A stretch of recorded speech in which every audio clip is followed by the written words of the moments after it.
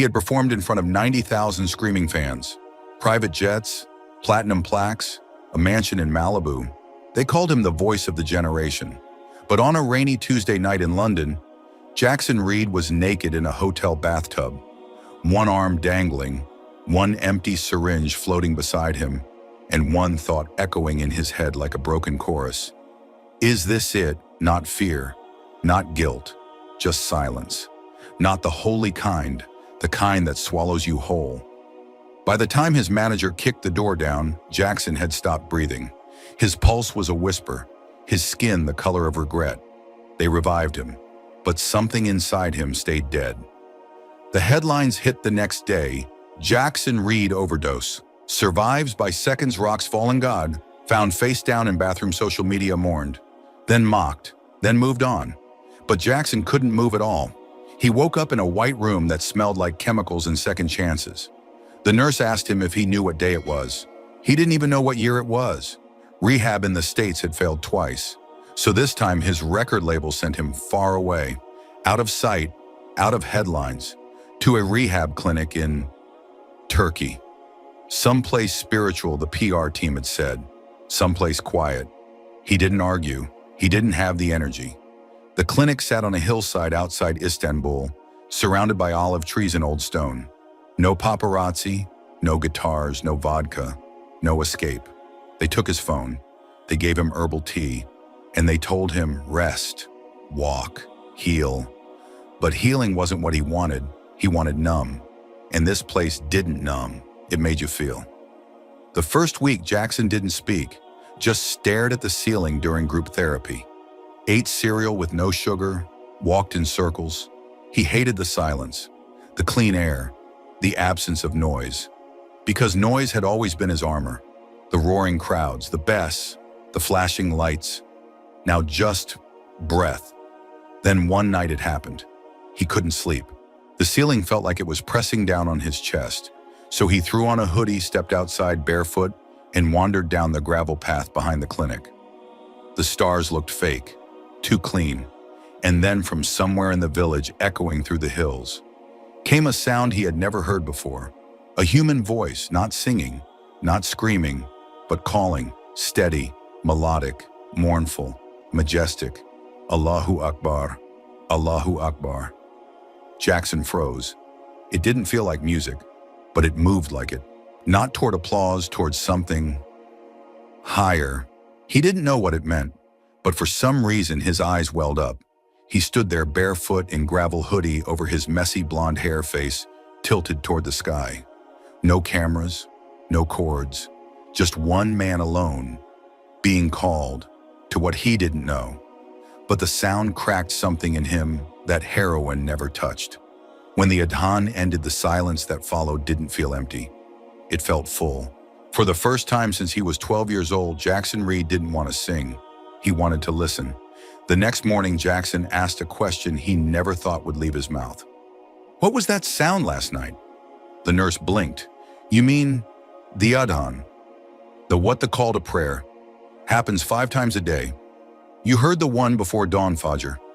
Jackson nodded slowly, like the answer explained everything and nothing at the same time. That wasn't a song, she smiled. No, it's not music, but it reaches people like it is.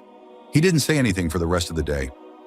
But that night he stayed up, just to hear it again. 2:43 a.m. He sat on the porch with a blanket over his shoulders, fingers tapping rhythmically on a cold mug of tea. No sound. Then from somewhere deep in the village, Allahu Akbar, Allahu Akbar. There it was again. Like someone standing at the edge of heaven, gently calling earth to look up. His breath slowed. His fingers stopped tapping. The words were foreign, but the feeling wasn't. It felt like standing backstage before a concert, but without the fear, only reverence. In therapy that week, he spoke for the first time. There's this sound that plays at night. It doesn't scare me, but it messes me up. The counselor asked if it triggered a memory. No, that's the thing. It's not pulling me back. It's pulling me somewhere I've never been. Jackson started to ask more questions. He learned about the 5 daily prayers, the concept of Tawheed, the names of Allah. He didn't believe in any of it yet, But he respected it, because whatever it was, it had cracked through a wall that drugs and fame couldn't touch. One afternoon, he wandered into the clinic library, not looking for anything, just hiding from himself. But a slim book with gold lettering caught his eye, the Qur'an, English translation. He picked it up, flipped randomly, and read, "Verily, in the remembrance of Allah do hearts find rest." Surah Ar-Ra'd 13:28. He stared at the sentence. Rest, he hadn't felt that word in years. He tucked the book under his hoodie like a kid stealing candy, took it back to his room, and read. Not because he believed, but because for the first time he wanted to. The next morning during group therapy, a fellow patient named Amir handed him a pair of prayer beads. Jackson chuckled. "You trying to convert me now?" Amir grinned. "No, man. You just look like someone with a restless soul. These help. Help what help you talk to the one who already hears you." That night, Jackson sat on the floor of his room, prayer beads in one hand, Qur'an open beside him, and in the distance the Adhan began again. His hands stopped, his eyes closed, and for a moment he wasn't Jackson the addict or the rock star or the burned out headline. He was just a man, listening. The nurses noticed the change. He started eating more, smiling more. He cleaned his own dishes, helped repair a broken porch light, started sketching music notes again, but softer this time, quieter. Songs he didn't want to sell, songs he didn't even want to share. Just notes that felt like his soul breathing for the first time. One evening he sat with Amir outside the clinic. "Why do you guys bow like that?" Jackson asked. "Because when your forehead's on the ground, your heart finally rises." Jackson laughed, but it wasn't mockery. It was disbelief at the truth of the answer. "That's wild, man." "No," Amir replied. "That's real." That night, Jackson tried it. Not publicly, not in the prayer hall, just alone in his room. He laid down a towel, kneeled, breathed, and slowly, nervously lowered his head to the floor. No one watching, no cameras, no crowd, just gravity. And a whisper he didn't understand but desperately wanted to. He didn't say anything. But when he sat back up, there were tears on the towel and a strange thought in his heart. What if I've been on the wrong stage this whole time? Jackson started setting his alarm before the Adhan. He didn't need to, he wasn't praying yet, but he liked being awake when it came, like waiting for a friend who never missed an appointment. 3:50 a.m. He'd sit on his floor knees pulled to his chest, Qur'an open on one side, the prayer beads on the other. And when the voice came rising through the dark, Allahu Akbar, Allahu Akbar, he'd close his eyes, breathe in the syllables, not like lyrics, like oxygen. One morning he tried to say it, just whispered it back, Allahu Akbar. It felt awkward, heavy, like the words didn't belong in his mouth yet. But something inside said try again. So he did. Ashhadu an la ilaha illallah. He had no idea what it meant the first time, but the fifth time it wasn't just repetition, it was recognition. He asked Amir for a translation. The simple breakdown shook him. God is greater. There is no God but God. Muhammad is his messenger. Jackson sat with it like a chord progression. Simple, but when played right, it could break a heart open. He started joining Amir and a few others for group prayer. Always in the back, never leading, just watching, listening. It was clumsy at first. He mixed up the movements, mumbled words, but no one laughed. No one corrected. They just smiled like they'd seen this movie before and loved watching the beginning. One night after a group prayer, Jackson asked Amir, "Is it weird I don't believe all of it yet?" Amir shrugged. "You're not being asked to believe everything all at once. Then what am I being asked to be honest?" Jackson looked down. "That I can do." The next week was quiet. Jackson began reading the Qur'an daily, not hunting for proof, just sitting with it, like a man listening to waves, not trying to catch fish. One verse hit him hard, and he found you lost and guided you. Surah Ad-Dawah 93:7. He closed the book, covered his face, and whispered, "That's me." No lights, no audience, no press release, Just a broken man, being rebuilt in the dark. He stopped writing music for a while, not out of protest, out of awe.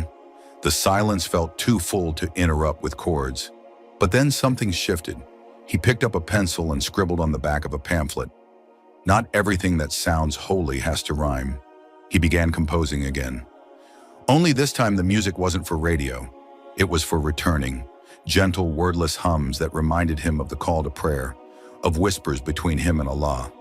One afternoon during a walk outside the clinic, he heard a tourist laugh behind him. "That's that Muslim chant thing, right?" He turned, paused, then said quietly, "It's called Adhan." "Yeah, whatever. It's creepy." Jackson didn't fight, didn't shout. He just whispered, "It saved me." He didn't realize until that night how much had changed. Because for the first time in his life, he wasn't trying to be the voice. He was learning how to listen to it. Weeks passed. The clinic staff noticed. His blood pressure stabilized. His anxiety dropped. He smiled more, slept more. When asked how he was doing, he replied, "I'm learning how to breathe again." One night after Isha prayer, Jackson stayed behind in the prayer hall. Everyone else left, but he remained seated on the carpet, head-bowed fingers, brushing the lines of the prayer beads. He whispered, "I don't know who I am without the noise, but I think you've known all along." He didn't need a band. He didn't need an audience. He just needed to be heard. And for the first time since he was 12, he believed someone was actually listening. Jackson was halfway through Ramadan. He wasn't fasting perfectly. He messed up the timing, once forgot to say Bismillah another time, but he was trying. Waking before Fajr, eating dates, sitting under the trees at sunset feeling hunger teach him gratitude. He hadn't felt this light in years. Then his old manager called. The one who dragged him out of clubs, who negotiated his rehab clause with the label, who kept his scandals quiet for a decade. "Jax, baby, you sound alive." "Trying to be." "Well, good, because they want you back." "Who's they, Coachella?" Silence. "What main stage?" "Saturday night. They'll bill it as Jackson's Resurrection, Redemption Story. You show up, boom, you're back on top." He didn't respond. He just stared at the phone, like it had just offered him everything and nothing at all. That night he couldn't sleep. He paced his room, picked up his Qur'an, put it down, went outside, listened, but the Adhan wasn't calling yet. He walked down to the masjid near the clinic. It was quiet, empty, just him and the scent of carpet and peace. He stood for a moment, then bowed, and in sujud he whispered, "What do you want me to do?" The next morning Amir saw him and smiled. "Big offer, huh?" Jackson blinked. "How'd you know you look like someone trying to hear two calls at the same time?" Jackson laughed, but it was dry. "What would you do?" Amir shrugged. "I'd ask, does that stage make you feel closer to who you were or who you're becoming?" The label sent over the promo artwork. A black and white shot of Jackson's shirtless, head-down arms, outstretched like a broken angel. He stared at it for a long time, then slowly deleted it. A few hours later, his manager texted, "Bro, you good? They need your yes by tonight." He didn't reply. Instead, he went to the prayer hall and just sat. No performance, no pressure, just silence. Later that night, he finally answered the call. Not the call, his manager's. "Hey, listen, you're in, right? This is it, man, I can't." Silence on the line. "You can't, or you won't, I won't." Why? Jackson looked out the window at the stars. "Because for the first time in my life, I'm not chasing noise. I'm chasing stillness." Click. Call ended. No reply, no follow-up. Just the softest feeling in his chest, like a soul exhaling. The next day, he fasted like it was a gift.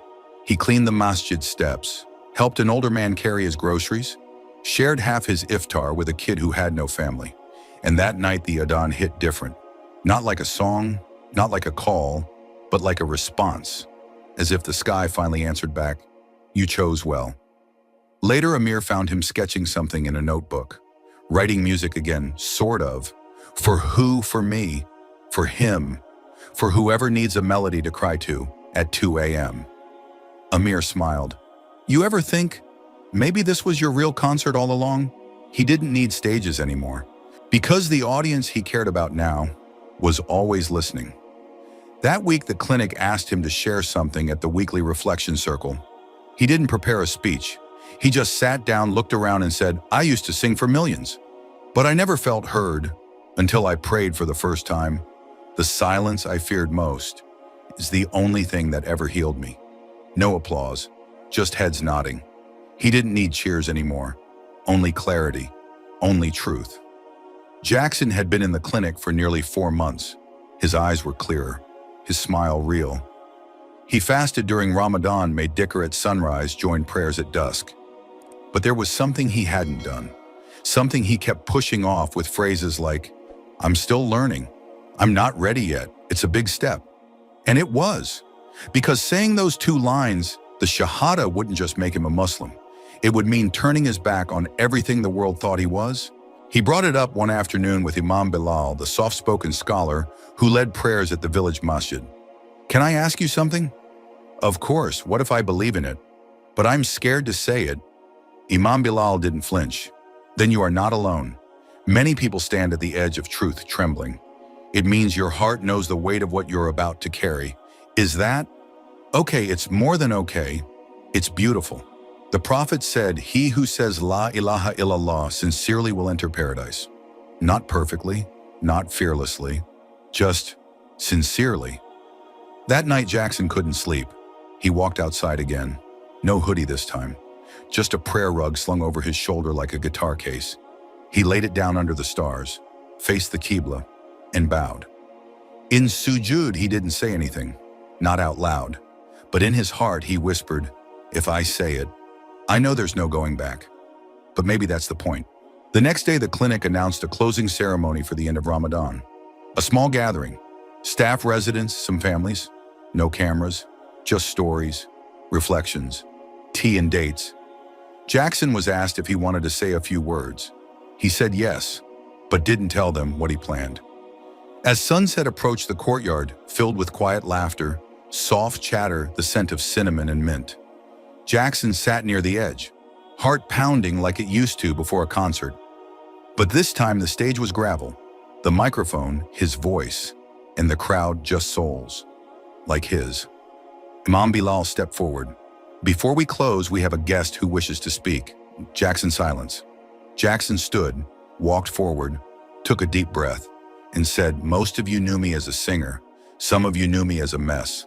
Laughter. Nod. "I came here thinking I'd detox, rest, maybe survive. But what happened here?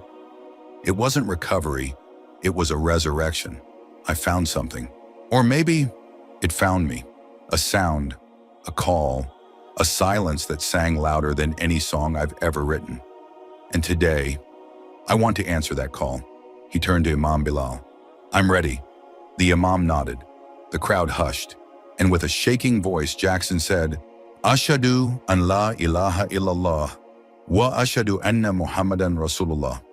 I bear witness that there is no God but Allah, and I bear witness that Muhammad is the messenger of Allah. Tears streamed down his face. Amir hugged him. The staff clapped quietly. Even the hard-shelled security guard wiped his eyes. But Jackson, he just looked up at the sky and smiled, because the words he was once afraid to say had set him free. That night he didn't return to his room right away. He sat in the masjid alone, whispering surahs he barely memorized, pausing every few words. Not out of forgetfulness, but out of reverence. He wrote a journal entry before bed tonight. I said the words, "But truth is, I think I've been walking toward them my whole life. All those concerts. I wasn't chasing fans. I was chasing witnesses. But now I know God was the only one who ever saw me." The next morning, his manager texted again. "The label heard about your little religious retreat. They're asking questions." He didn't answer. Instead, he wrote back something short. "Tell them I found a better contract, one I can't break, one written in the heart." Jackson packed slowly, not because he had much, just a journal, a worn Qur'an, a set of prayer beads. But every item felt like it carried weight now. He slipped on a plain white shirt, one with no logos, no tour dates, no slogans, just cotton. He didn't want to leave the clinic, Not because he was scared of relapse, but because for the first time in his life, he was clean in more ways than one. As he zipped his bag, Amir leaned on the doorway. So what's next? Honestly, I don't know. Going back to music, Jackson paused, then said, I think I'm going back to sound, but not the same way. What do you mean before I made noise to drown myself? Now I want to make something that helps people rise. He left the rehab on a quiet morning. No press, no paparazzi, no screaming fans. Just a ride to the airport and a prayer rug in his backpack. On the plane, a woman next to him asked what he did for a living. For a moment, he didn't know how to answer. I used to be a rock star. Used to be, yeah. Now I'm just a servant of God. Who plays guitar sometimes? She raised her eyebrows. He smiled gently. It's a long story. Back in Los Angeles, the world had moved on. The tabloids were busy with newer scandals. The music charts didn't remember him. He wasn't bitter. He was relieved. He moved into a modest apartment near Culver City. White walls, thin carpet, quiet neighbors. He didn't hang platinum records. He hung ayat. Verses that once pierced his heart now guarded his space. Friday came. He Googled a masjid. Masjid al-Tawheed, 2.3 miles away. He drove in silence, parked in a small lot, took a breath, and walked in. People nodded, smiled, gave salams. He whispered back, wa alaikum salam, like a kid saying a secret code. It was his first Jumu'ah as a Muslim. The khutbah was about sincerity and worship. The imam said, your name might not be known, but if your heart is known to Allah, you are already successful. Jackson didn't clap, but something inside him did. After prayer, a man approached him. You look familiar. Jackson smiled. Maybe in another life. You play music, I used to. You stopped, he paused. I'm rethinking it, redirecting it. And he was. That night he pulled out his guitar. Not to perform, not to write a hit, just to speak the language his soul still remembered. He strummed quietly, slowly, then hummed the Adhan, not word for word, but in tone, in longing. He didn't record it, didn't upload it, just let the room fill with something pure. Over the next few weeks, he taught music at a youth center. The kids didn't know who he was. They just knew he played with heart. And when one boy asked Mr. J, do you believe in God now? He smiled. No, kid, what I know him now. He started writing again. But the lyrics were different. Not preachy, not Islamic slogans, just real, about hope, about the quiet between chaos, about a man who once mistook fame for love and finally found both in sujud. One evening, walking home from the masjid, he heard the Adhan from a nearby speaker. He stopped, closed his eyes and smiled, because what once was a mystery had become a mirror. His old manager emailed again, offered a podcast deal. Tell your story, it said. Millions will tune in. Jackson replied simply, the only one who needs to hear my story already has. He didn't disappear. He just reappeared somewhere truer. Not in flashing lights, but in classrooms, in masajid, in his sajda. It was a warm evening in June. The masjid courtyard buzzed with quiet conversation, kids chasing each other between benches, uncles sipping tea, the soft rustle of prayer beads under fading sunlight. No stage, no spotlight, just peace. Inside, someone asked Brother Jackson, would you maybe play us something? He hesitated. Just one. Something from the heart. He nodded slowly, walked out to the courtyard, sat on a plastic chair, cradled his guitar like a sleeping child, and began. No intro, no chord buildup, just 3 notes, then a pause, then 5 more. Every sound seemed to fall exactly where it was meant to, like rain on a roof, like a dawn in the dark. People stopped moving. Children froze mid-chase. Old men leaned forward. There were no lyrics, just a melody that somehow said everything.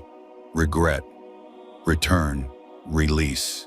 A man breaking, a man rebuilding, a soul finally remembering who it belonged to. When the final note faded, no one clapped.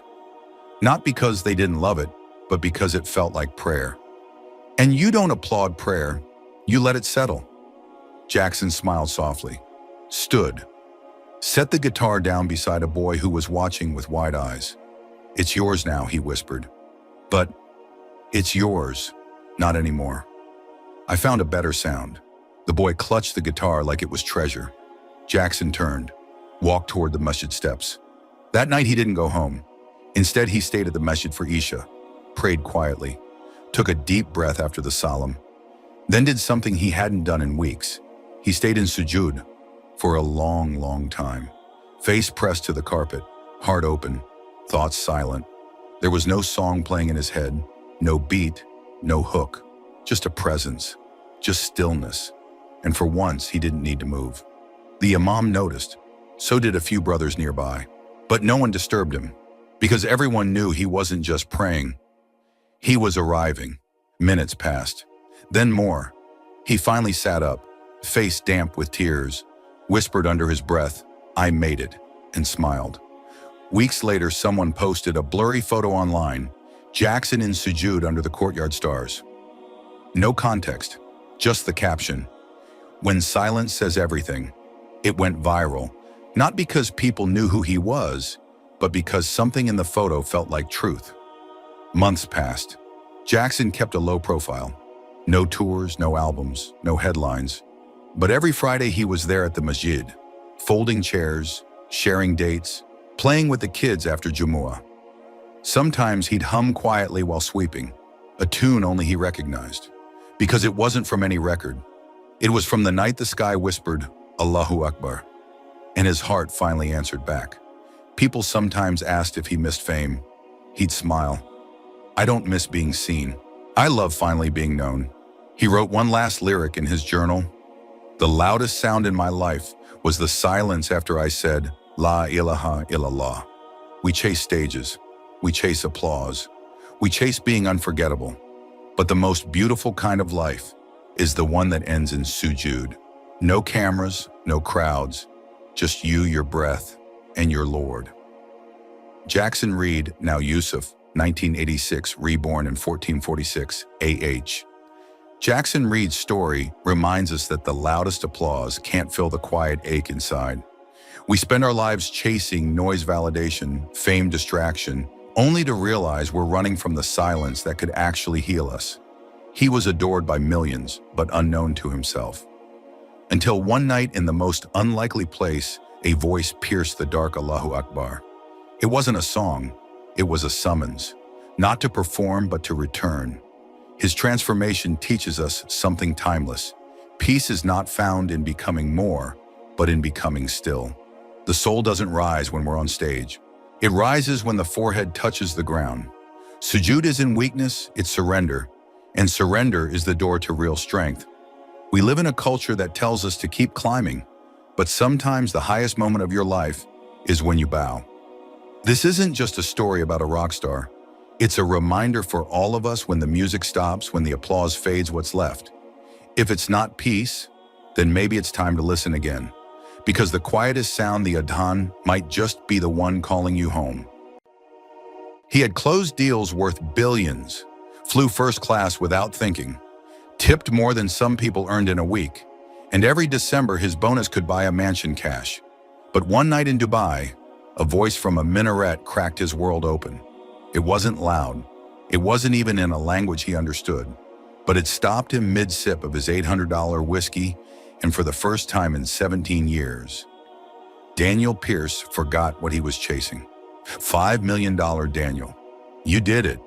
The words rang out over the mahogany conference table like a victory bell. Applause followed, laughter, backslaps. Daniel nodded coolly, tapped his Mont Blanc pen against his notepad like a conductor. He wasn't surprised. The Meridian-Shentech merger was the biggest Wall Street consolidation of the year, maybe the decade. He had brokered it. Top to bottom, no leaks, no risk, just raw brilliance. And now his cut $5,000 before tax. Not bad for 6 months of ruthlessness. That night he packed for Dubai. It wasn't a vacation, just another deal. Private equity, sovereign fund, same game, new suits. He stayed at the Burj Al Arab, of course. Presidential suite, $9,000 a night. Egyptian cotton sheets, a fridge stocked with cristal. But Daniel didn't sleep, not because of jet lag, Because of the sound.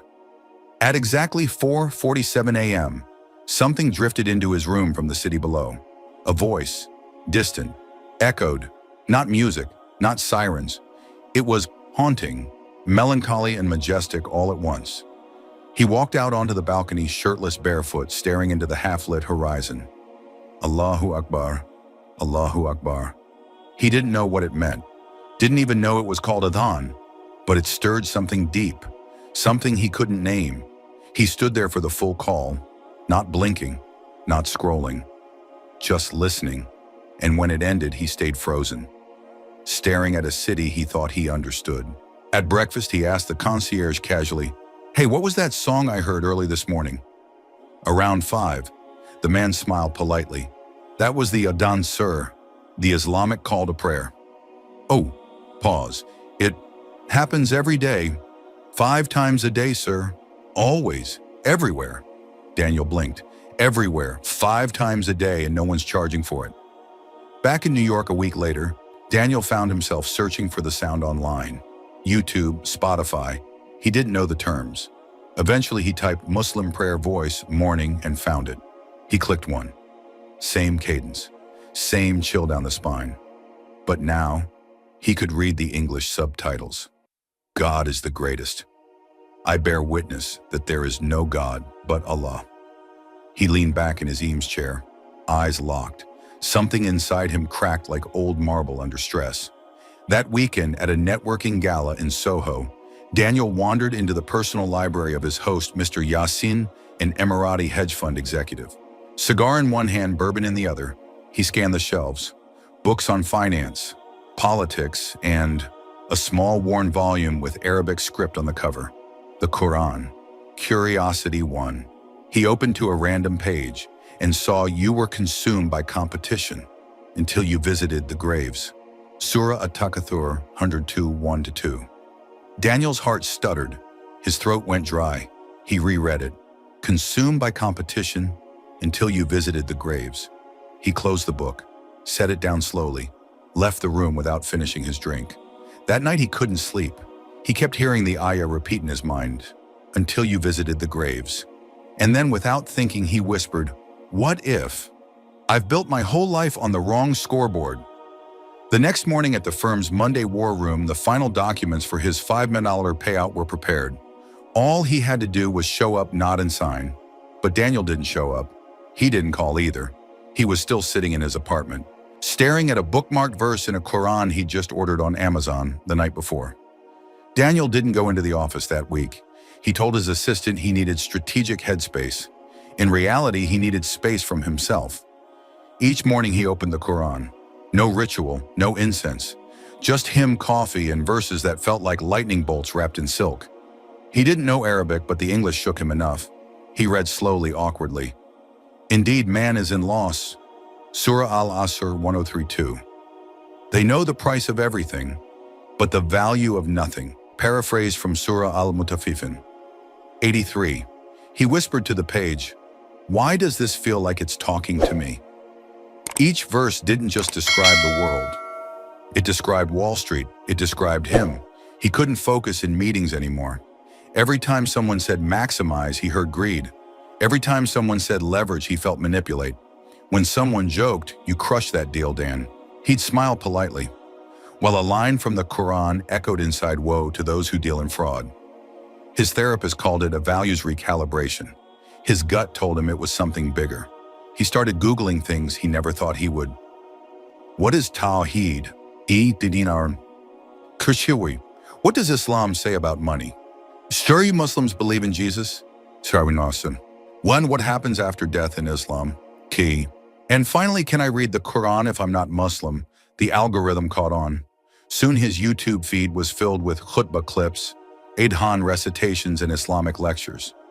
That's when he discovered Sheikh Musa Idris, a New York-based Egyptian-American scholar. Harvard grad, calm voice, eyes like he'd seen both war and peace. Daniel booked an appointment, said it was for religious questions. When he arrived at the small center in Queens, the sheikh offered tea and a smile. "You don't look like someone who's lost, but maybe someone who's tired of winning." Daniel let out a half laugh. That's uncomfortably accurate. For the next hour, he asked everything. Why 5 prayers? Why Arabic? Why modesty? Why did one verse wreck me? Sheikh Musa listened, carefully, never rushed. Then said the Qur'an doesn't convince the heart, it reminds it. You didn't hear something new. You heard something true. That's why it hit so deep. Daniel left the center in silence. On the sidewalk surrounded by honking taxis and halal carts, he stood still for several minutes. He pulled out his phone and typed in his journal, I spent 17 years chasing more. One verse made me question everything. A stranger just told me, it's because I already knew it was true. That weekend, he skipped the golf retreat with partners. Instead, he walked into a masjid in Harlem. Didn't say a word, just sat in the back, watched. A janitor reciting Qur'an softly as he mopped. A child running between his father's legs during prayer. Old men with cracked hands lifting them high in dua. Daniel didn't know the language, but he knew the feeling. He whispered to himself, this is what peace looks like. Later that night, he was invited to a private champagne dinner with potential IPO clients. He declined, and instead he sat on his penthouse balcony listening to Surah Ar-Rahman. So which of the favors of your Lord will you deny? Each repetition felt like a thunderclap. He'd spent his life enjoying those favors, but never once thanking the giver. He didn't sleep that night either, but this time it wasn't anxiety, it was awakening. Monday morning, he walked into the boardroom, custom suit, Rolex polished, hair slick, but his eyes softer and his heart heavier. When the CEO clapped him on the back, Dan, you're back. The Shanghai deals prepped, sign, and were golden. Daniel looked at the contract, then looked at the Qur'an app on his phone still open from Fajr. Can I have a day? A day? You're kidding, right? No. I'm asking for time. Just 24 hours, the CEO scoffed, but waved him off. Daniel left without his briefcase. That evening, he stood in his kitchen.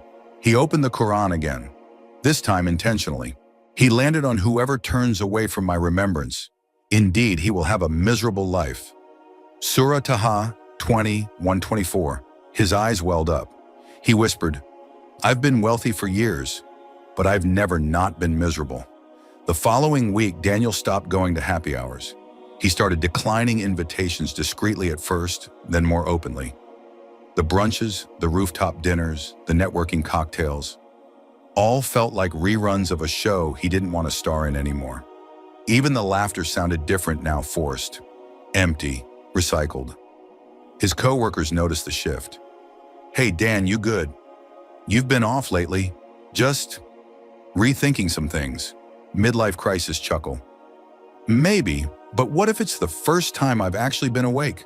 They laughed it off. He didn't. He stopped wearing the Rolex, traded his $3, $200 Berluti loafers for plain black sneakers. He began to walk to work instead of taking Uber Black. Not because he had to, but because the world looked realer when he was closer to the ground.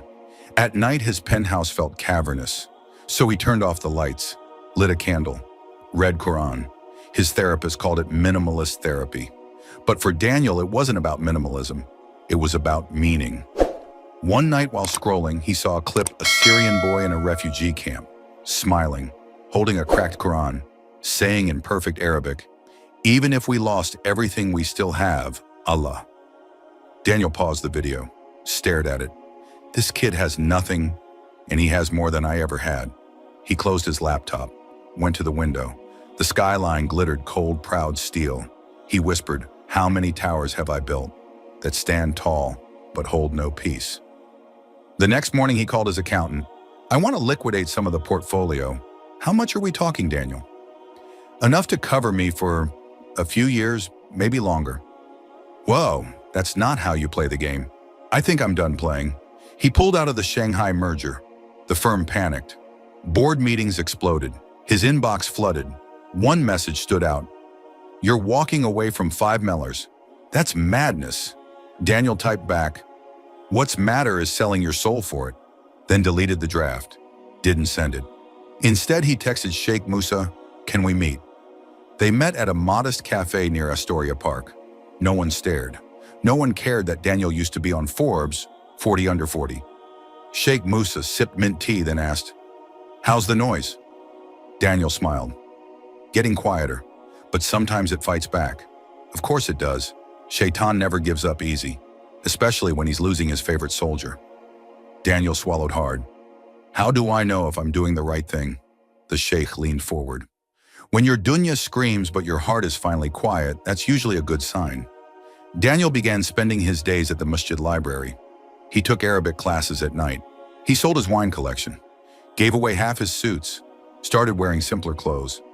Not as a show, but as a shedding.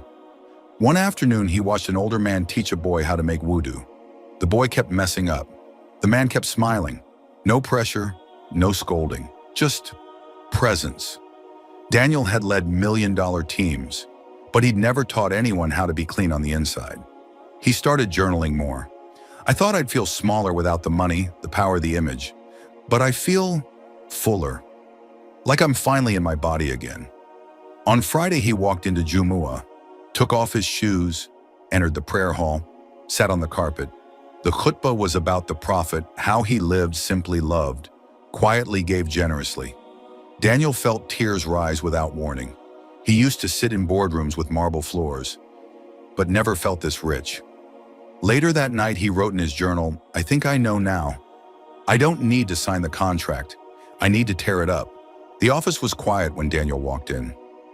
No one expected him. He hadn't been in for days. He moved slowly, no briefcase, no coffee, no small talk. Just a folded document in his hand. When he entered the executive conference room, heads turned. Dan, the CEO, said, half smiling, half worried, "Please tell me you're here to sign." Daniel didn't sit, didn't reach for the pen. He placed the contract gently on the table, then tore it in half, folded the halves, placed them back into the folder, closed it, and said, "I can't do this anymore." Silence, as if someone had cut the oxygen. "What the hell are you talking about?" one partner snapped. "You helped build this," another added. "You are this." Daniel looked around the room. That's the problem. They offered incentives, sabbaticals, stock options. He declined. They reminded him of the prestige, the penthouse, the profile. He smiled. "I'm not retiring, I'm restarting." And he walked out without his key card. By the time he reached the street, his phone was already buzzing. Calls, texts, emails, $5 million gone. But Daniel felt lighter than he had in decades. He stood outside a halal food cart smelling lamb and cumin, and smiled like a man who had survived something no one else saw. That evening, he sat with Sheikh Musa, told him everything, the CEO's face, the backlash, the silence afterward, and the strange, steady calm in his chest. "I think I just quit being who they built me to be." The sheikh nodded. "Congratulations. That's called being born." Over the next few weeks, Daniel disappeared from headlines, not because no one cared, but because he didn't feed the noise. No press conference, no viral video, just stillness. He kept attending Jumu'ah in Harlem. He volunteered quietly mopping floors, setting up chairs. One Friday, a teenager asked him, "Weren't you like rich or something?" Daniel smiled. "I was never rich, but you had money right, I had noise." And now he looked around the masjid. "Now, I have quiet." He started mentoring inner-city kids in personal finance, but not just budgeting and investing. He taught them value. The real ROI is what brings peace, not just profit. The kids listened, because Daniel didn't just talk like a banker anymore. He talked like a man who had bled out his ego and lived. He spent evenings walking in Central Park earbuds and listening to Qur'an recitation. One night he paused at a bench and opened Surah al-Hadith. "Know that the life of this world is but amusement and diversion and adornment and boasting among you and competition in increase of wealth and children." 57:20, he laughed out loud, not mockingly, just amazed. It literally called my whole resume. Later that week, he received a letter from the firm. They offered him a legacy position, an honorary role just to keep his name on their masthead. 250K a year, no work required. Daniel sent a handwritten note back. "Thank you, but I've already accepted a better offer." With no salary, he moved out of his penthouse shortly after, sold the high-rise, donated the suits, took only what fit in a single SUV. He found a small apartment in Astoria, a walk-up, one bedroom, no doorman, but it had a south-facing window, and at Fajr time, the Adhan from the masjid floated in just loud enough to wake him gently. He hadn't set an alarm in weeks, didn't need to. One night he sat on the floor of his apartment, Qur'an open in front of him, tea cooling beside him, and he whispered, "You didn't just call me away from something. You called me home." The masjid was quiet that Thursday afternoon. No big crowd, no special event, just the soft rustle of pages turning the hum of a vacuum in a distant hallway and the steady sound of Daniel's breath as he sat alone in the prayer hall, facing the front, facing a direction that now made sense. He was nervous, not because he doubted the decision, but because he'd never done something this honest before. His entire life had been built on image projection polish, and now he was about to peel it all off with one sentence. Sheikh Musa entered silently, nodded, sat beside him. No speeches, no lectures, just the kind of presence that feels heavier than words. "Are you ready?" the sheikh asked. Daniel smiled weakly. "I've never been more unsure, and never been more sure." They stood. The sheikh faced him, guided him word by word. "Ashhadu an la ilaha illallah," Daniel repeated, slowly, carefully, as if his tongue had been waiting its whole life to say it. "Wa ashhadu anna Muhammadan Rasulullah." He closed his eyes as he finished, and when he opened them, he was someone else. Not richer, not poorer, not better, just free. For a moment there was silence, the kind that isn't empty but full of every version of him dying, and something eternal finally stepping forward. Sheikh Musa hugged him, tight, warm, like a brother, not a teacher. "Welcome home, Abdullah." Daniel's eyes watered. "That's my name now. It means servant of Allah. You don't have to use it, but if you want to start fresh," Daniel nodded. "I want a fresh start." Later that night, he walked back to his apartment alone. No parade, no posts, just the cold New York air brushing against his face, and a warmth in his chest that made him feel like he didn't need anything else. He opened his laptop, typed an email to the last few friends who still checked in. Subject, big news. But he paused, deleted it, closed the screen. This isn't news. This is mine. The next morning, he woke up before Fajr on his own. No alarm, just the instinct of someone being summoned. He made wudu carefully, still awkward, still learning. Walked to the masjid. The streets were still dark, empty, except for 2 stray cats and the echo of his own footsteps. He entered quietly, stood in the second row, and prayed. He didn't know the Arabic, didn't know the full structure yet, but he followed, bowed, sank into sujood, and for the first time in 39 years, Daniel Pierce, now Abdullah, touched his forehead to the ground, and didn't feel low. He felt found. He stayed in sujood longer than everyone else, didn't want to leave. There with his face pressed into the carpet, he finally understood what no spreadsheet title or bonus ever explained. That peace doesn't come from having more. It comes from needing less. After prayer, an old uncle patted his shoulder. "You knew?" Abdullah smiled. "Kind of. You look like you've been here forever." "Maybe I just, finally arrived." He walked home as the sun began rising. The world didn't look different, but he did. That afternoon, he found his old journal from college. He flipped through it, saw goals scribbled in blue ink: make VP by 35. Tiluluwanti, 7-figure bonus. Precious Subern, Tribeca Loft. Forbes Habrian. Forbes feature? A Nasib Mary model. He crossed them all out, wrote one new line at the bottom: breathe easy before the grave. That night he made dua, still clumsy, still unsure, but sincere. He whispered, "You waited for me. I ran. But you waited. I lied. And you still left the door open. I spent years proving I was somebody, and you let me find out that I'm nothing, so I could finally become yours." And for the first time in years, he slept, deep, without pills, without white noise, without wine, just peace. The first article dropped a week later. Wall Street Whiz walks from 5 MLRs into Islam. It had everything: the buzzwords, the spin, the subtle undertones of scandal. and a photo he didn't know they had taken him stepping out of the masjid, Qur'an in hand. The comments section, predictable. Midlife crisis, brainwashed, lost another one to religion. Bet he's funding terrorism now. Respect, took guts. His phone lit up all morning. Some friends sent texts like, "You okay? Weird flex, but okay. Tell me this is a social experiment." Some didn't text at all, and he knew why. At Jumu'ah, 2 new brothers hugged him tight. Saw the article. "Welcome to the storm."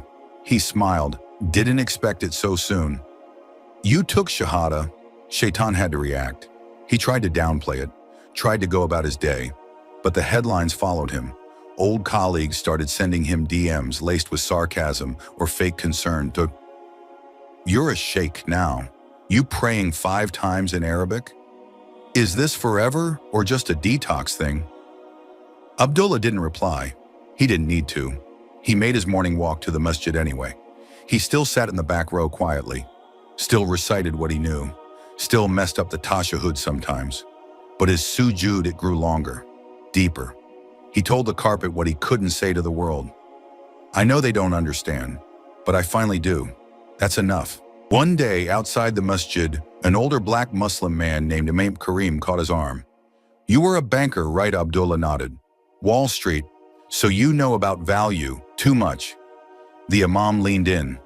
"Then let me give you a number. 1 sajda is worth more than everything you left." He started volunteering at a community center in Brooklyn, taught kids basic finance, but this time his lessons were different. He drew 2 columns on the whiteboard: assets, liabilities, peace, arrogance, sujud, greed, silence, approval, gratitude, status. One teen raised his hand. "So you're saying money's bad?" Abdullah smiled. "Money's just a tool, but it can't fix a broken compass." Meanwhile, the media ran out of angles. He wasn't tweeting, wasn't launching a podcast, wasn't capitalizing on the attention. He was just gone, and that made them lose interest. One day at the supermarket, he ran into an old college friend. The guy blinked, shocked. "Wait," Daniel. Abdullah nodded. "Abdullah now." "Bro, I heard things. I didn't believe them. They're probably all true. But why?" Abdullah paused, then pointed to his heart. "Because I was rich here," he pointed to his wallet, "but bankrupt here." His friend stared, didn't know what to say. Abdullah patted his shoulder and walked off. That night he video called his mother. She had cried the first time he told her, but now she smiled softly. "You seem lighter." He nodded. "I'm still me, Mom. Just less noisy." She teared up again. "Do you think you can show me that book sometime?"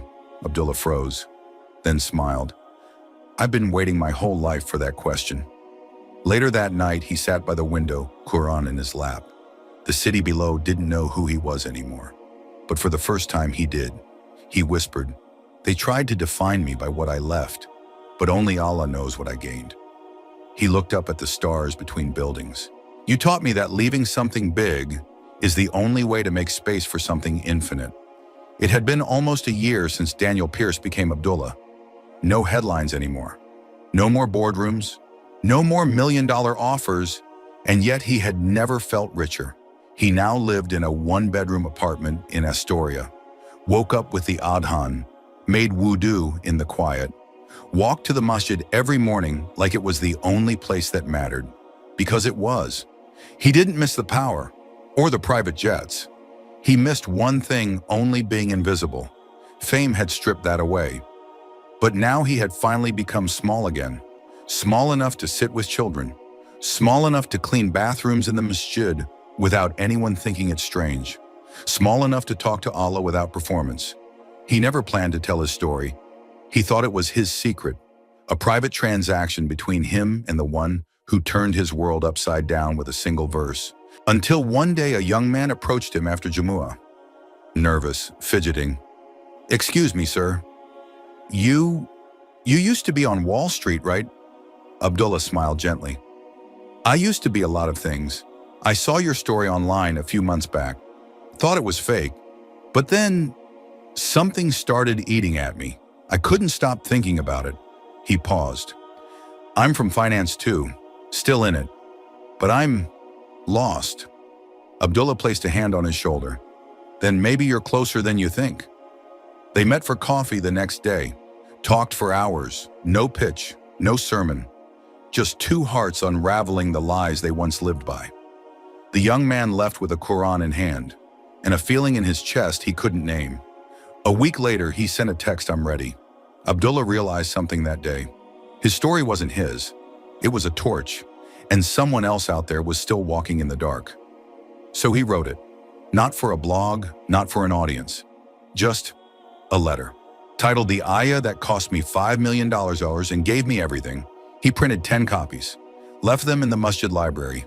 No name on them, no photo, just his words in that one verse. "You were consumed by competition until you visited the graves."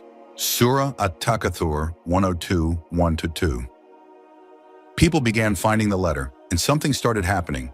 One man cried reading it and stayed for prayer. A woman emailed the masjid asking for a Qur'an. A teenager translated it into Spanish and passed it to his father. Abdullah kept writing, quietly. He never looked at stats, never cared who knew.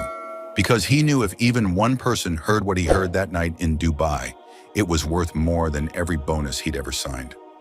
One night, sitting in the masjid alone, he received a voice note from the young man, choked up, trembling. "I just made sujood for the first time. I didn't even say anything. Just cried. I get it now. I get it."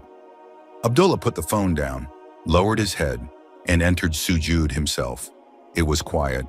No applause, no CNBC headlines, just a man and his Lord. And that was enough. He whispered into the earth, "You took away the world to give me you." That night the city slept around him. Billboards blinked, stocks moved, deals churned. But in that tiny masjid corner on a carpet stitched by strangers, a man who once ruled numbers finally surrendered to one. Abdullah's journey teaches us a truth many never dare to touch. You can have everything and still have nothing. He had the salary, the skyline view, the respect of an entire industry.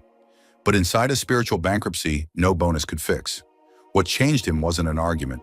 It was a verse, a line from the Qur'an that pierced deeper than any spreadsheet could measure. He walked away from $5 million not because he lost his mind, but because he found his soul. In a world screaming for more, he chose less. In a culture obsessed with climbing, he chose to bow. And in that bow, he found what the boardrooms never offered: peace, purpose, and presence. The lesson: don't wait for a crisis to hear the whisper inside. Don't let the noise of success drown out the still aching truth that you were made for more than performance. You were made for sujood. When you finally put your forehead to the ground, you're not giving up. You're returning.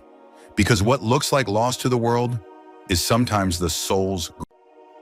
He thought it was just another traffic stop, one headlight out, a license plate from out of town. Midnight on a cold Tuesday, Officer Ray Donovan had done this 1,000 times. He'd pulled over dealers, drunks, thieves, and once a guy in a chicken suit. But nothing ever prepared him for the man behind the wheel that night. No fear in his eyes, no attitude. Just a calm voice and a strange phrase. "Assalamu alaikum, officer. Peace be upon you." Ray blinked. Was this guy messing with him? But the man, calm, middle-aged, with a trim beard and prayer beads on the dash, meant every word. He didn't reach for his ID right away. He asked permission. He moved slow. He smiled, not in arrogance, but in something deeper: contentment. And when Ray told him he was free to go, the man handed him something before driving off, a small worn-out book. "This got me through war. Maybe it'll help you through your own." It was the Qur'an, and Ray laughed to himself, tossing it on the passenger seat.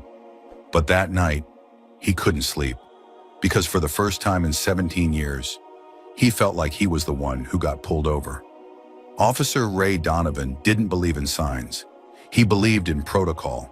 15 years in uniform had taught him one thing: trust what you can see, control what you can touch, and never ever let your guard down. But that night, as he sat alone in his patrol car under the flickering glow of a busted street lamp, the book on his passenger seat stared back at him like it had eyes. The Qur'an, still there, still unopened. Ray ran his hand through his graying buzz cut, let out a long breath, and glanced at the clock. 2:17 a.m. Nothing on the scanner. He reached over, picked up the book with 2 fingers, like it might be rigged, and flipped it open. The paper was thin, almost fragile. His eyes landed on the first line he saw. Indeed, with hardship comes ease. He stared, then laughed. Cute. What, like fortune cookie theology? He tossed it back. But as the night dragged on and the cold crept into his bones, the words kept circling. Not just the line, the look on that man's face, the peace, like he knew something Ray didn't. Ray had seen that kind of calm before, but only in people right before they died, in the back of ambulances, after shootings. A strange peace that didn't come from this world, and somehow the man he pulled over carried it while living. When morning broke, Ray pulled into his driveway like he always did. Same dog barking across the street, same broken porch light flickering above the garage, same silence when he stepped inside his house. His ex had taken the warmth with her years ago. Now it was just walls and static, and a tired cop whose badge weighed more every day. He tossed his gear onto the couch, turned on the coffee pot, and sat at the kitchen table, staring at the Qur'an again, still unread, still there. He reached for it, not because he believed, but because something inside him whispered, "Look again." He opened it to the beginning this time, read slowly, got lost in words he didn't fully understand. But some lines hit him like a baton to the chest. And we have certainly honored the children of Adam. 17:70. Do not let hatred of a people prevent you from being just. 5:8. He blinked, waited for the fire and brimstone, but it never came. Just clarity, and a strange sense of being seen. The next few shifts, Ray wasn't himself. He drove slower, watched people more closely, not in suspicion but in curiosity. He found himself looking at every Muslim driver differently now, not with fear, but with a quiet question: do they all carry that kind of calm? One afternoon, he stopped by the precinct early, grabbed coffee, sat in the back corner of the squad room, didn't joke with the guys, didn't toss around the usual trash talk, just scrolled on his phone, searched Qur'an for beginners. What do Muslims believe about justice? Why do Muslims say, "Peace be upon you"? He didn't know what he was hoping to find, only that the questions felt more real than anything he'd been chasing lately. Later that night, during a routine traffic sweep, he spotted a familiar bumper sticker ahead. Arabic letters, black sedan. Something inside him stirred. He pulled the car over, walked up to the window, and there he was again. The same man, same beard, same warm eyes, same smile. "Officer, assalamu alaikum." This time Ray didn't flinch. He returned the smile. "Hey, mind if I ask you something? Off the record." The man raised an eyebrow. "Of course. That night, you gave me this." Ray held up the Qur'an. "You knew it would get to me, didn't you?" The man chuckled softly. "I didn't know anything. I just shared what saved me." They talked for 20 minutes on the side of the road. Ray didn't check IDs, didn't write citations. He asked about faith, about prayer, about justice, and for the first time in a long time, he listened. When they finished, Ray extended his hand. "Name's Ray. I'm Idris." They shook. Then Idris asked, "Would you like to join me for prayer sometime?" "No pressure." Ray hesitated, then nodded. "Yeah, I think I would." As Idris drove away, Ray leaned against his cruiser, looked up at the stars, and whispered to himself, "I've spent 15 years pulling people over, but maybe it's time someone pulled me back." The masjid was quieter than Ray expected. No chanting, no incense, no loud preachers, just shoes at the door, soft carpet, gentle voices. He stood just inside the entrance, unsure if he should take a step further. Idris greeted him with a smile and an open hand. "You came." Ray shrugged, trying to mask his nervousness. "Didn't want to flake. That already makes you better than half the people I know." They laughed and the ice cracked a little. Idris handed him a small bag. Inside, a clean prayer garment, loose and simple. "No pressure. Just wear it if you'd like to blend in." Ray nodded. He slipped into the back changing area, put it on. No badge, no belt, no bulletproof vest. And somehow, for the first time in years, his chest felt light. When he came out, Idris motioned toward the prayer hall. It was wide and open, sun spilling in through stained glass windows. Dozens of men, old and young, sat quietly, some reading, some reflecting, some just breathing. There were no pews, no crosses, no music, just space and stillness. "You can sit in the back if you'd like," Idris whispered. "Just observe." Ray nodded, found a corner, sat cross-legged on the carpet. No one stared. No one asked why he was there. They just let him be. Then the call to prayer began. The Adhan, a voice clear, haunting, beautiful, rose through the room.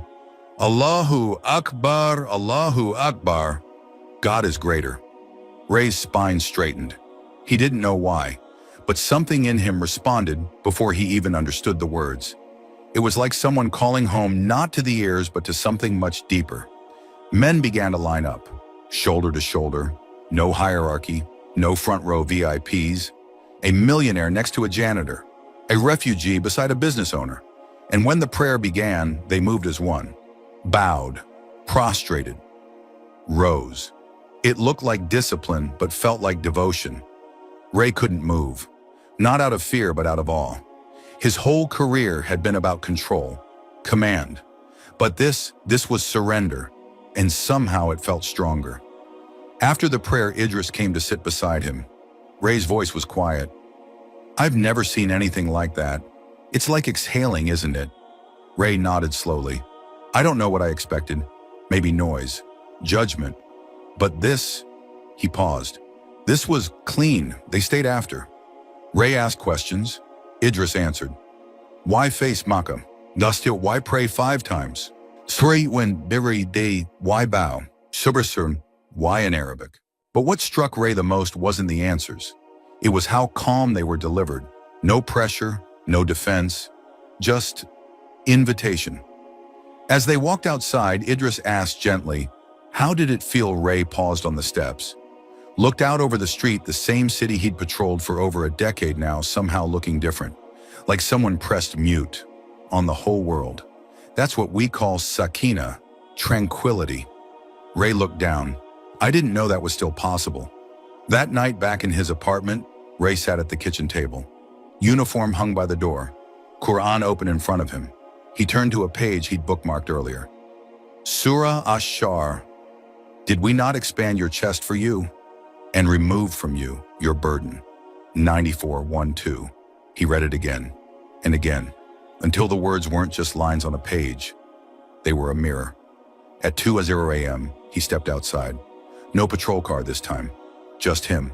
He walked to a small park nearby, sat on the bench under the old oak tree and stared up at the stars, then whispered, "God, if you're there and this is from you, don't let me ignore it."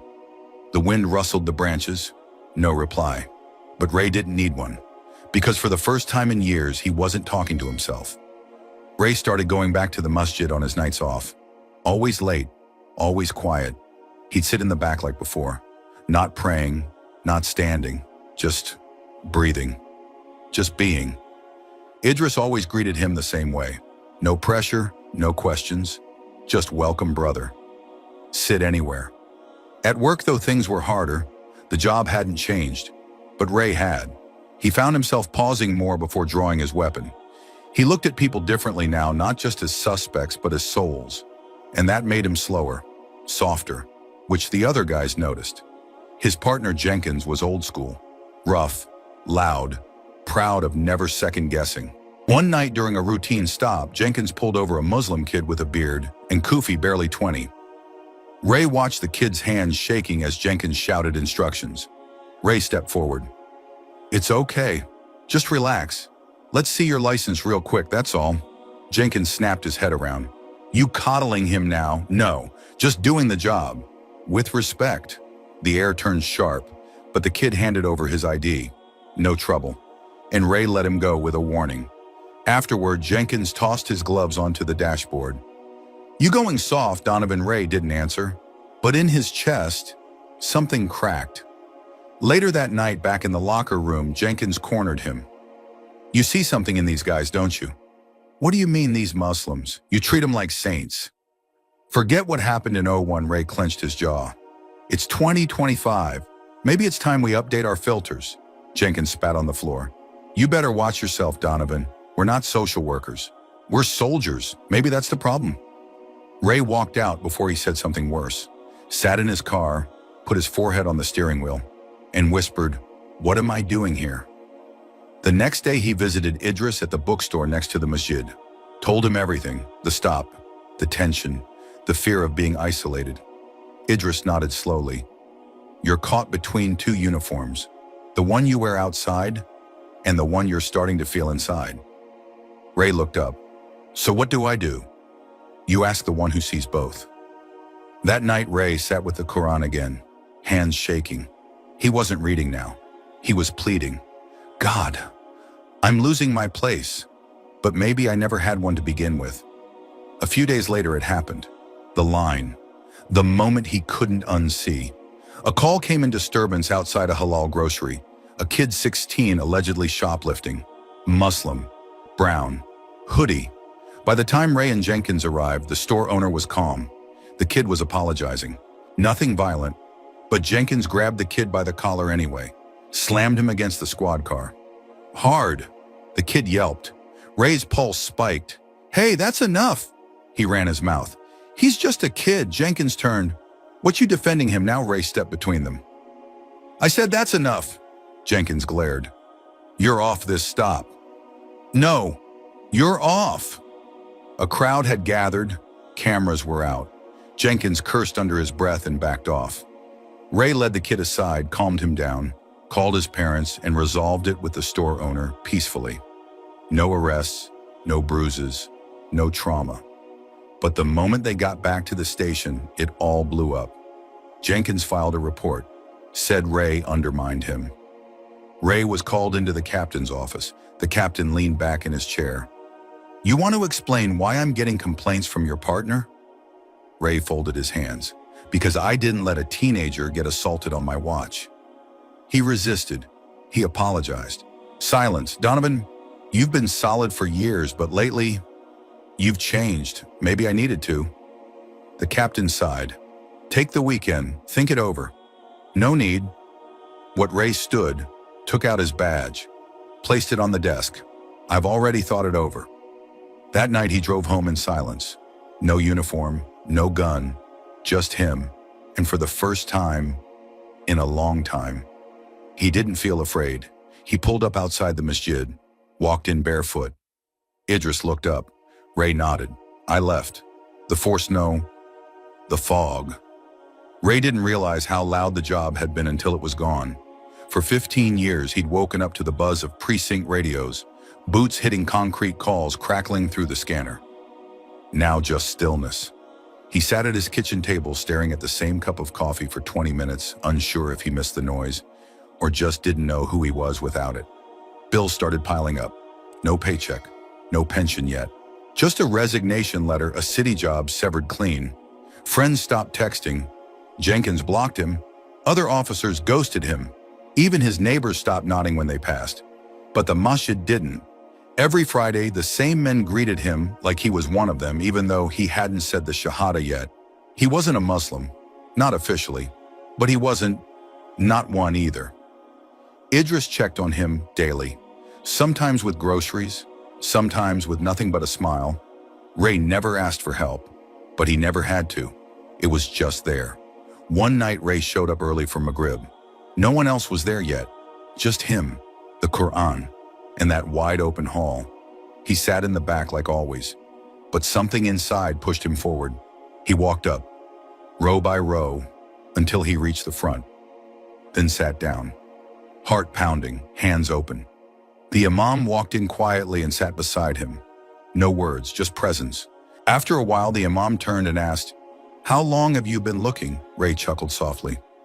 "Maybe my whole life." The imam nodded, then asked, "What are you afraid of?" Ray looked down, felt the words before he said them, that I'll believe it and lose everything. The imam smiled. Or maybe you'll believe it and lose only what was never really yours. That hit deeper than Ray expected. He walked home that night past the old bar he used to frequent. Guys inside watched the game, laughed, shouted. It all looked familiar. but felt foreign now, like a past life, a version of himself that hadn't seen the truth yet. At home, he opened the Qur'an again. Read slower this time, intentional. He paused at Surah Al-Baqarah verse 2. This is the book about which there is no doubt a guidance for those conscious of God. He whispered it aloud. No doubt. He wasn't sure what scared him more, the idea that it was false, or the growing feeling that it was true. The next morning he met Idris at a diner. Ray looked tired, but clearer. I think I'm almost there. Idris stirred his tea. What's left? Ray hesitated. I don't know. A switch, a spark, something. Ray, it's not about a spark, it's about surrender. Ray sighed. But I don't know how. Idris leaned in. You already started. You walked away from a whole life. You saw truth and didn't look away. That is surrender. That Friday, Ray stood in the masjid hallway, staring at the door to the prayer hall. Inside, hundreds of Muslims were shoulder to shoulder, men who had never worn a badge, men who had once been judged by his. He hesitated, until a boy no older than 10 tugged at his sleeve. Are you coming in? Mr. Ray smiled, kneeled down. Yeah, I think I finally am. He stepped in, removed his shoes, walked to the front. And when the Imam said, anyone here today who wants to accept Islam? Ray's hand went up, slow, but certain. He stood before the crowd, heart thudding, eyes blurry. The Imam smiled. Repeat after me. Ray did, word by word, sentence by sentence. Ashhadu an la ilaha illa Allah, wa ashhadu anna Muhammadur Rasulullah. I bear witness that there is no God but Allah, and I bear witness that Muhammad is the messenger of Allah.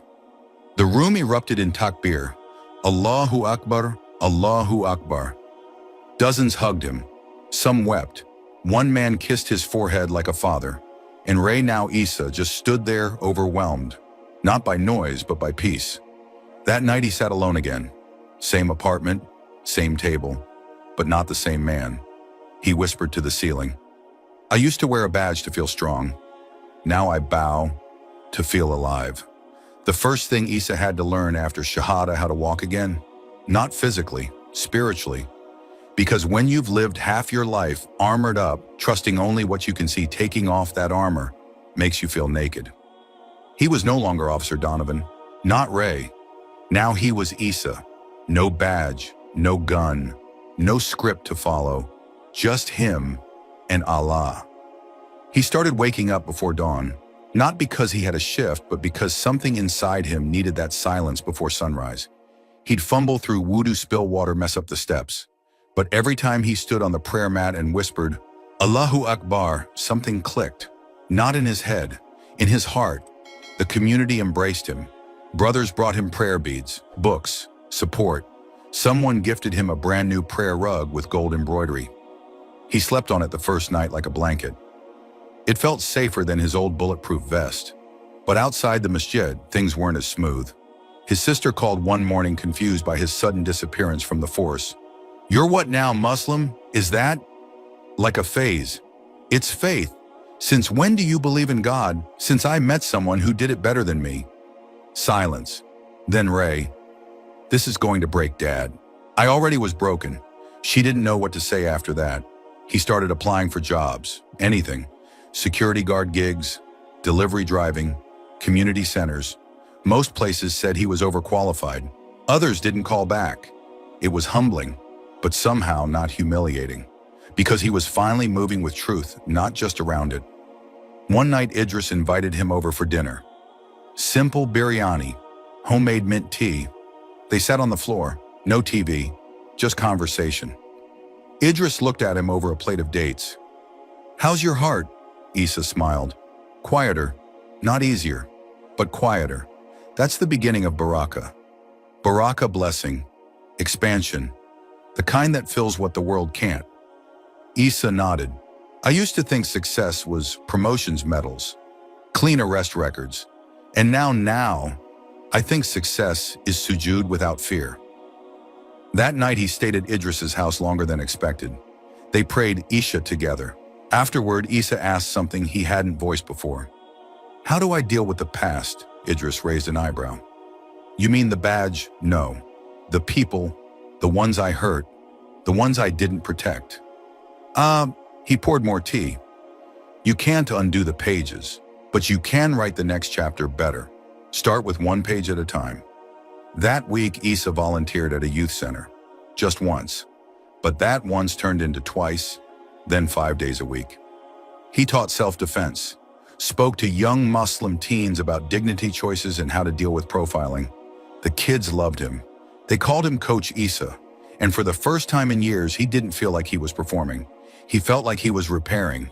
But even in repair, some wounds reopen. One day, a teenage girl pulled him aside after a workshop. You ever arrest someone for no reason? He looked her in the eyes. Yes. Did you regret it? He nodded slowly. Every day.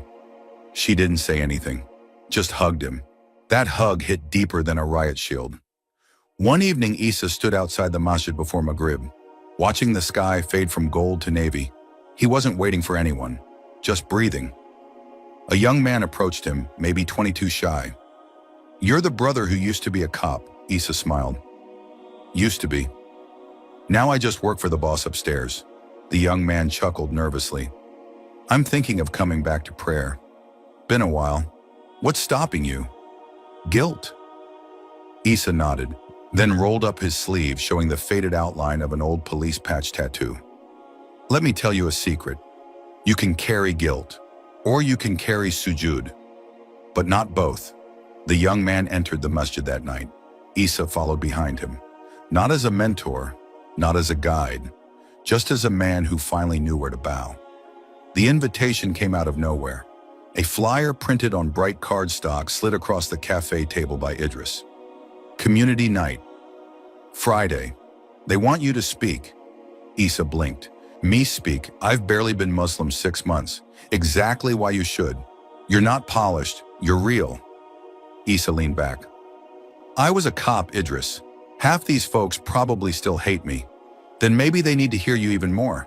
He almost said no, almost backed out, almost let fear sit behind the wheel again.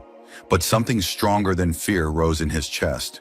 It wasn't pride, it was duty, not to the force, to the truth. Friday night came. The masjid's multi-purpose room filled quickly. Families, students, aunties whispering with toddlers in their laps, young men in fitted kufis, older men with walking sticks. Isa stood behind the podium, palms sweating, heart thudding like it used to before raids. But this wasn't a raid. This was revelation. And he wasn't storming the building. He was opening his soul. He spoke honestly. No notes, no script, just truth. About the years in uniform, about the fear that warped his vision, about the stop that changed everything. I pulled over a man who should have feared me, but he didn't. He offered me peace, literally, and I couldn't stop thinking about it. Because when you live in suspicion long enough, peace feels illegal. Laughter rippled through the room, but it wasn't mocking, it was understanding. Then his voice softened. I didn't accept Islam to be good. I accepted it because it was true. And the truth didn't just make me better, it made me begin again. You could hear a pin drop. Even the kids were quiet, until someone in the back stood up. Isa squinted, froze. It was her. Her name hit him before her face did Aliyah.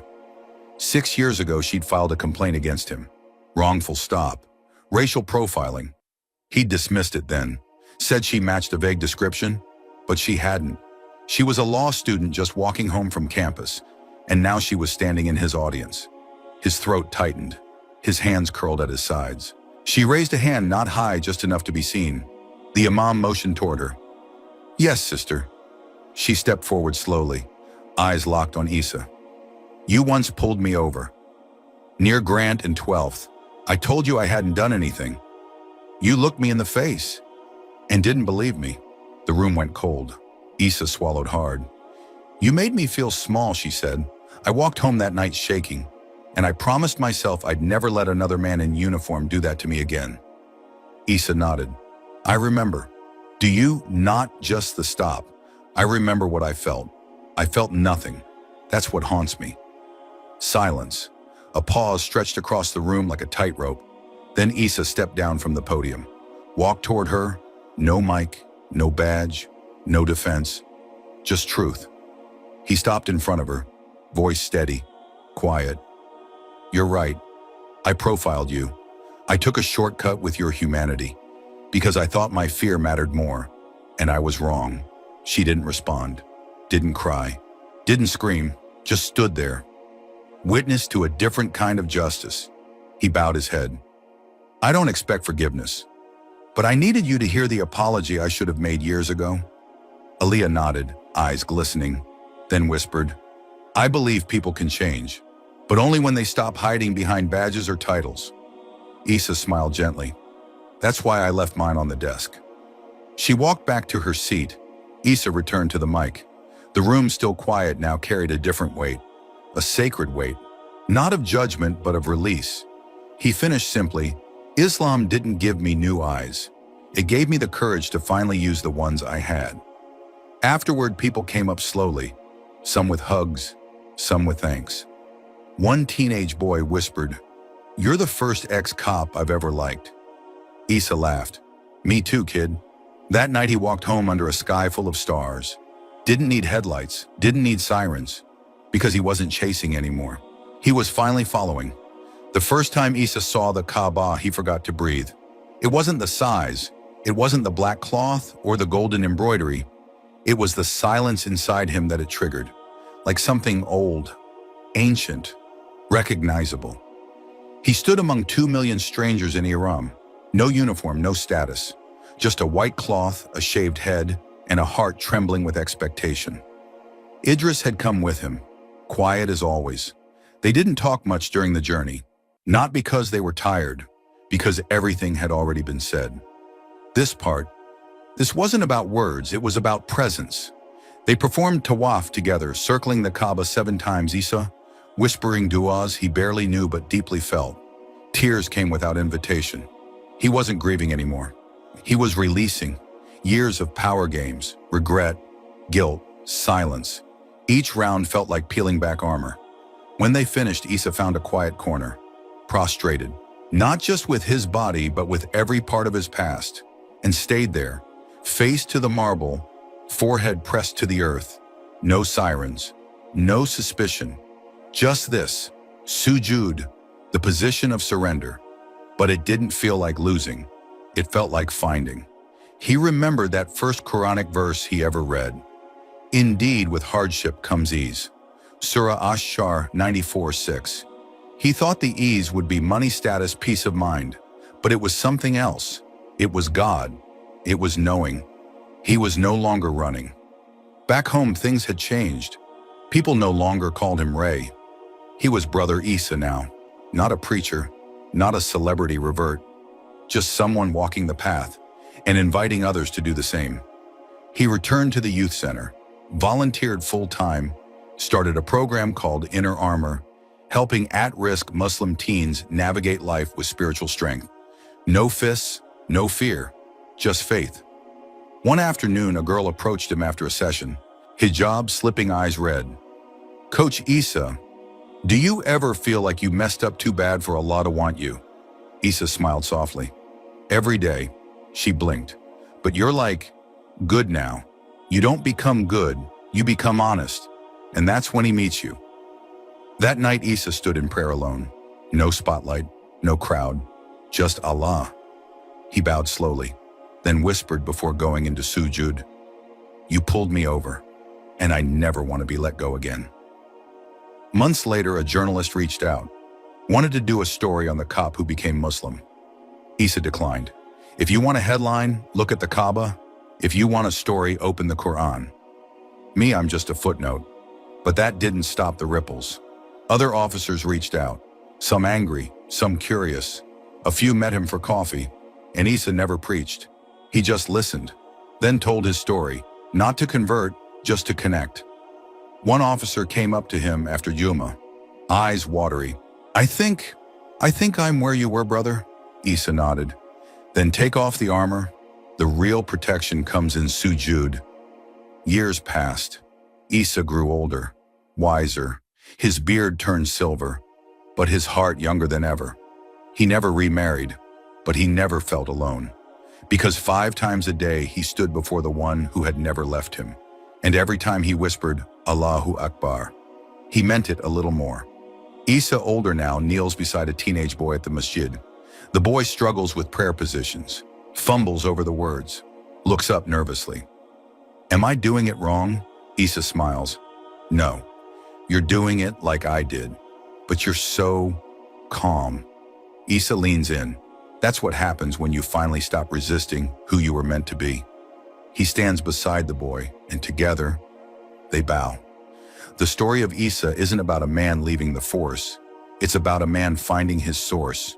He lost a title, but gained a name. He left a system, but found submission. He stopped chasing control and discovered the strength of surrender. His life teaches us this: you can carry guilt, or you can carry sujud, but not both. Let go of the badge the world gave you, and wear the one Allah writes on your heart. That's the only one that matters. In a world where identities are built on titles, uniforms, and roles, it's easy to mistake what we do for who we are. Isa's story reminds us of a truth far more enduring.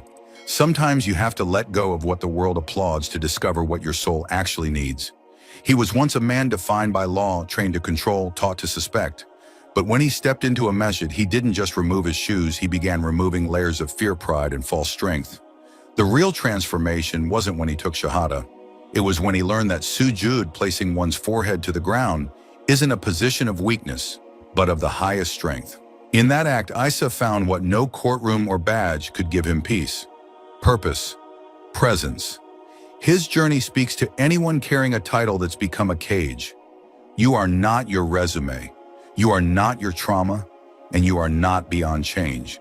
If you feel lost, start by surrendering, not to people, but to the one who created you.